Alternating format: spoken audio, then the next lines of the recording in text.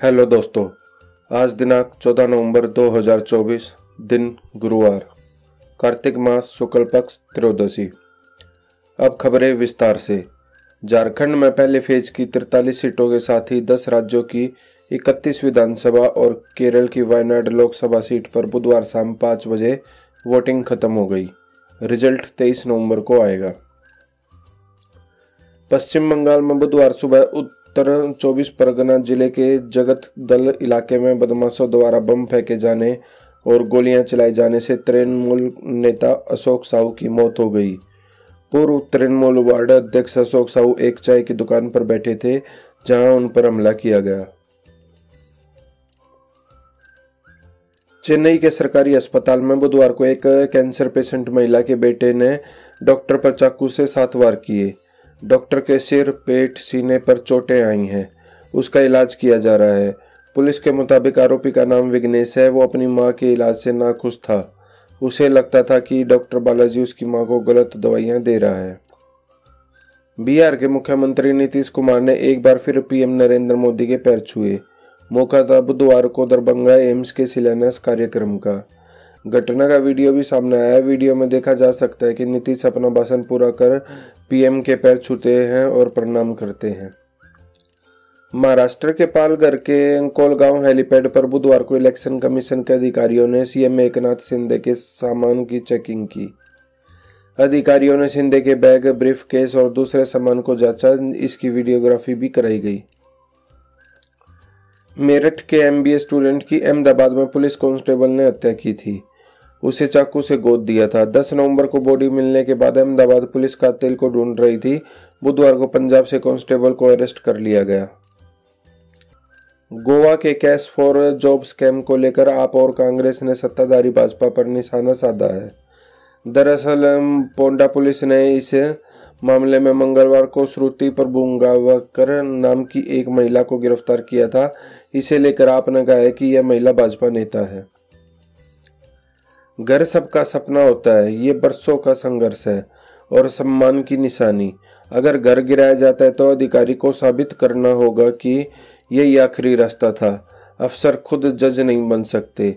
Bulldozer action पर फैसला सुनाते वक्त सुप्रीम कोर्ट ने बुधवार को यह कमेंट किया।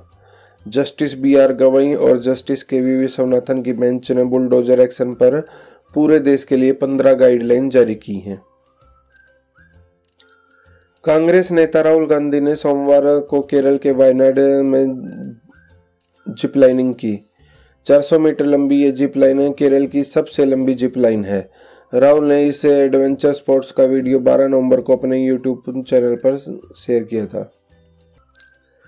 प्रधानमंत्री नरेंद्र मोदी ने बुधवार को देवघर में कहा, इस चुनाव में रोटी, बेटी, माटी की सुरक्षा सबसे बड़ा और महत्वपूर्ण मुद्दा है। मैं आपको विश्वास दिलाता हूं कि भाजपा एनडीए की सरकार संथाल और झारखंड की रोटी, बेटी, माटी की सुरक्षा में कोई खिलवाड़ नहीं होने देगी। जम्मू कश्मीर में कुलगाम जिले में बुधवार दोपहर सुरक्षा बलों और आतंकियों के बीच मुठभेड़ शुरू हो गई। अधिकारियों ने बताया कि यह एनकाउंटर यारीपोरा के बाड़ी मर्ग में चल रहा है। मंगलवार को भी कुपवाड़ा जिले के नागमर्ग इलाके में सुरक्षा बलों और आतंकियों के बीच मुठभेड़ हुई थी। सुप्रीम कोर्ट ने बुधवार को नेशनलिस्ट कांग्रेस पार्टी के चुनाव चिन्ह घड़ी के विवाद पर सुनवाई की। कोर्ट ने एनसीपी अजित पवार गुट से कहा कि आपकी अपनी अलग पहचान है, आप उस पर महाराष्ट्र का चुनाव लड़िए। उत्तर भारत के प्रमुख राज्य पंजाब, राजस्थान, हरियाणा, दिल्ली और उत्तर प्रदेश धुंध और कोहरे की चपेट में आ गए हैं। एयर क्वालिटी इंडेक्स बताने वाली एजेंसी AQI.in के मुताबिक दोपहर 12 बजे तक दिल्ली, गाजियाबाद, नोएडा और फरीदाबाद में AQI 400 के पार रिकॉर्ड किया गया। उत्तर प्रदेश के 4 राज्यों में फिरौती क्वीन के नाम से मशहूर लेडी डॉन मनीषा चौधरी एक बार फिर सुर्खियों में है। मनीषा लॉरेंस गैंग के दुश्मन बबिया गैंग के सिंडिकेट से जुड़े कौशल चौधरी की पत्नी है।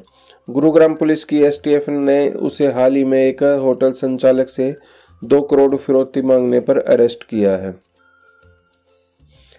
हरियाणा विधानसभा सत्र के पहले दिन की कार्रवाई में गवर्नर ने 2 बड़ी घोषणाएं की। इसके बाद गवर्नर के अभिभाषण पर चर्चा हुई। इस दौरान कांग्रेस विधायक अशोक अरोड़ा ने मंत्री अनिल विज की जान को खतरा बताने वाले बयान का भी जिक्र किया। यमन के हुती विद्रोहियों ने सोमवार को लाल सागर में 2 अमेरिकी युद्धपोतों को निशाना बनाया। इस दौरान ईरान समर्थित हुती विद्रोहियों ने युद्धपोतों पर कई मिसाइल और ड्रोन हमले किए। अमेरिका रक्षा मंत्रालय ने बुधवार को इसकी पुष्टि भी की है। रूस की सरकार एक नया कानून लाने जा रही है। इस कानून के तहत देश में बच्चा पैदा न करने के लिए प्रोत्साहित करने पर पाबंदी होगी। किसी भी सोशल मीडिया प्लेटफॉर्म पर ऐसा कोई भी कंटेंट नहीं चलाया जा सकेगा जो लोगों को बच्चा पैदा करने से रोकता हो। अमेरिकी राष्ट्रपति चुनाव में जीत के बाद डोनाल्ड ट्रंप सरकार चलाने के लिए अपनी टीम का गठन करने में जुटे हैं। कुछ पदों पर नियुक्तियों के बाद उन्होंने टेस्ला चीफ एलन मस्क और भारतवंशी उद्योगपति विवेक रामास्वामी को बड़ी जिम्मेदारी सौंपी है। सऊदी अरब सरकार ने नियम प्रोजेक्ट के सीईओ नदमी अल नस्तर को पद से हटा दिया है। नियम वीरान रेगिस्तान में एक नया शहर बसाने का प्रोजेक्ट है। हालांकि नदमी के इस्तीफे की कोई वजह नहीं बताई गई है। अमेरिकी राष्ट्रपति चुनाव में डोनाल्ड ट्रंप की जीत के बाद महिलाओं में बर्थ कंट्रोल पिल यानी गर्भ निरोधक दवाओं की मांगें बढ़ी हैं। इसके अलावा इमरजेंसी कॉन्ट्रासेप्शन दवाओं की मांग भी तेजी से बढ़ रही है।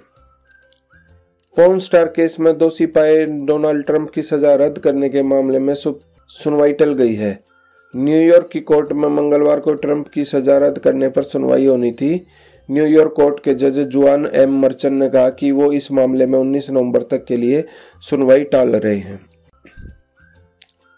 चीन के जुआई शहर में सोमवार रात को 62 साल के एक बुजुर्ग ने कार से कई लोगों को कुचल दिया। हादसे में 35 लोगों की मौत हो गई, जबकि 43 लोग गंभीर रूप से घायल हैं। पुलिस ने आरोपी को गिरफ्तार कर लिया है। सेंसेक्स 13 नवंबर को 984 अंक गिरकर 77,690 के स्तर पर बंद हुआ। निफ्टी में भी 324 अंक की गिरावट रही। ये 23,559 के स्तर पर बंद हुआ। 10 ग्राम 24 कैरेट गोल्ड का भाव 266 रुपये बढ़कर 75,166 रुपये पर पहुंच गया। वहीं चांदी 1,393 रुपये बढ़कर 89,645 रुपये प्रति किलो हो गई।